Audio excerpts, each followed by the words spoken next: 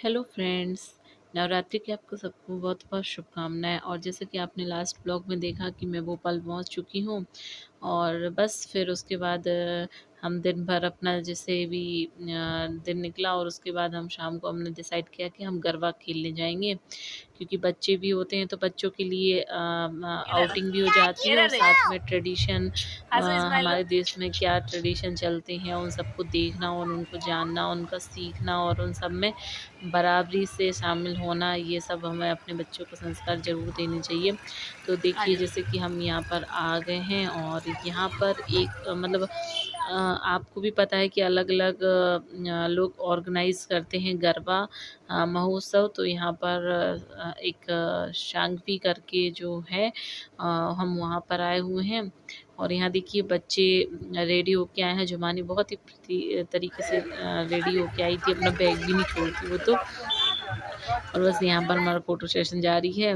मानू को भी रेडी करके लाई थी, जैकेट पहना हुआ था उसने। उसके बाद हम यहाँ एंट्री कर रहे हैं और यहाँ पर क्या है कि 2-3 सेक्शन बनाए हुए थे। जो सबसे स्टार्टिंग है वो एंट्री था। वहाँ पे काफ़ी अच्छा डेकोरेशन था और उसके अंदर जाने पे यहाँ पे छोटे-छोटे स्टॉल लगे हुए थे, कुछ ज्वेलरी वगैरह के, कुछ क्लॉथ वगैरह के, और यहाँ पर फूड आइटम्स भी थे। जैसे नवरात्रि में फलाहार चलता है और उसके अलावा भी कुछ फूड आइटम थे। जैसे गरबा खेलते-खेलते लोग जनरली थक जाते हैं, तो कुछ खाने-पीने का आइटम था और ये मेन जहाँ था, जहाँ गरबा होना था, तो वहाँ पर। और यहाँ देखिए लोग किस तरीके से अलग-अलग ड्रेसअप में, अलग-अलग प्रॉप में तैयार होके आए हैं और यहाँ पर ये गरबा चल रहा था। और बहुत ही मतलब नवरात्रि में जो सॉन्ग माता जी के जो भजन जो रहते हैं वो मतलब इतने मनमोहक होते हैं कि मैं क्या ही बताऊँ। तो बस यहाँ पर सभी लोग अपना गरबा कर रहे थे और ये गरबे के साथ कुछ ग्रुप्स होते हैं जो पहले से इसकी प्रिपरेशन करते हैं और फिर यहाँ पर गरबा खेलने आते हैं। और उसके बाद यहाँ पर कुछ प्राइज़ भी रखे गए थे अलग-अलग चीज़ों के लिए, जैसे बेस्ट कॉस्ट्यूम और प्रॉप वगैरह इस सब चीज़ों के लिए।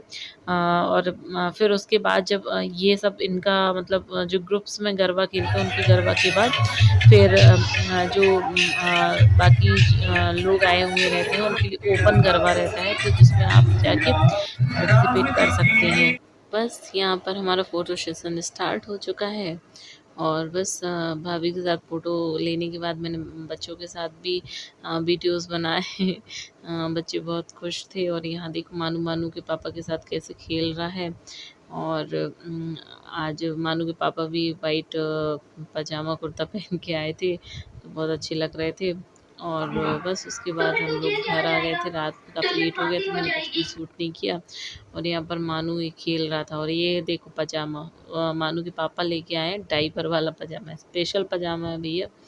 तो ये उसके पापा लेके आए हैं और बस यहाँ पर ये खेल रहा था। उसकी बहन और बड़ा भैया मानू के साथ दोनों बहुत मस्ती दे रहे थे। और मानू बहुत खुश रहता है क्योंकि भाई-बहन के बीच में रह के तो सब बच्चे बहुत खुश रहते ही हैं और सब घरों में भाई-बहन तो ज़रूर होना चाहिए। और बस फिर ये दूसरे दिन की क्लिप है। यहाँ पर मानू खेल रहा था कुछ वो एक तो जिस चीज़ के पीछे पड़ जाता है उसी चीज़ पर। और बस यहाँ पर मानू के पापा, मेरा बर्थडे था तो रात में लेके आए थे पेस्ट्री, फिर हमने पेस्ट्री काटी और दूसरे दिन मानू का वैक्सीनेशन था तो हम लेके गए। तो मानू को मैंने देखो ये बिंदी लगा दी थी, मानू कितना क्यूट लग रहा है और मानू उदास भी है क्योंकि उसको डिंग इंजेक्शन डिंगा लगा हुआ था। डिंग डिंगा और बस डिंग फिर उसके बाद डिंगा शाम डिंग तक थोड़ा डिंगा मानू ठीक डिंग हुआ, डिंगा मतलब फीवर डिंग थोड़ा कम डिंगा हुआ था, तो फिर डिंग मानू डिंगा यहाँ पर डांस कर रहा था और मैं गाना गा रही थी उसके लिए, मतलब डिंग म्यूज़िक दे डिंगा रही थी और डिंग मानू बस डिंगा यहाँ पर डिंग डिंगा बस डिंग पर थिरक डिंगा रहा था। डिंग डिंगा और डिंग डिंगा बस यूँ ही गिट मस्ती चलती रहती है मानू की, तो मानू दिन भर मस्ती करता रहता है। फिर बस मानू यहाँ पर गुस्सा हो गया था क्योंकि मैंने उसको बैग खींच लिया था अपनी तरफ। और फिर रात में ज़्यादा कुछ नहीं किया क्योंकि नवरात्रि चल रहे थे, दशहरा था, तो ज़्यादा कुछ ऐसा किया नहीं था। बस हम लोगों ने सोचा कि खाना खा के आते हैं बाहर, एक फैमिली की आउटिंग हो जाएगी। और बस तो यहाँ पर बाहर देखो कितना सुंदर सा डेकोरेशन हुआ है और अभी हम पहुँच गए हैं जहाँ पर हम खाना खाने गए थे। और यहाँ पर मानू देखो कैसे खड़ा होने का ट्राई कर रहा है और फिर फाइनली वो खड़ा हो भी गया था। और यहाँ पर बस अब मेन्यू डिसाइड कर रहे हैं कि खाने में खाना क्या है। बच्चे अपनी ही लय में हैं। और ये फिर सबने अपना-अपना डिसाइड कर लिया और कुछ चिट-चैट कर रहे थे। मैं भाभी को बोल रही थी, भाभी कितनी पतली हो गई हैं। और बस फिर उसके बाद मानू के लिए मैंने मँगाई थी खीर, क्योंकि मानू को और कुछ अभी ऐसा खिला नहीं सकते। खीर भी नहीं खिलानी चाहिए, बट ठीक है, कभी-कभी चलता है। फिर बस उसके बाद हमने ये खाना मँगाया था, इसमें था दम आलू और शाही कोफ्ता और नान, कुलचा वग़ैरह बहुत, और कुछ मैंने स्टार्टर वग़ैरह क्लिक नहीं किया। फिर उसके बाद हम लोग ये सोडा और आइसक्रीम वग़ैरह खानी थी भाभी के लिए, और मतलब बच्चों को भी कुछ-कुछ खानी थी, मटका कुल्फ़ी कर रहे थे। तो हम लोग ये चौपाटी आए हैं, क्योंकि जनरली रेस्टोरेंट में ये सब चीज़ें अवेलेबल नहीं होती हैं। तो पर हम आए हैं, और यहाँ पे काफ़ी अच्छा डेकोरेशन था, और ये मैंने पर्पल कलर का मेकअप किया हुआ था। फिर बस कुछ नहीं, हम यहाँ पर अपना जो भी जिसका था उसने खाया पिया। फिर बस कुछ नहीं, यहाँ पर देवी जी बहुत सुंदर लग रही थी, हम इनको देखने आए थे, और यही हम लोग सब बात करने लगे। और बस ये छोटा सा मेरा ब्लॉग था, इसके आगे आप देखने के लिए मुझे सब्सक्राइब कीजिए।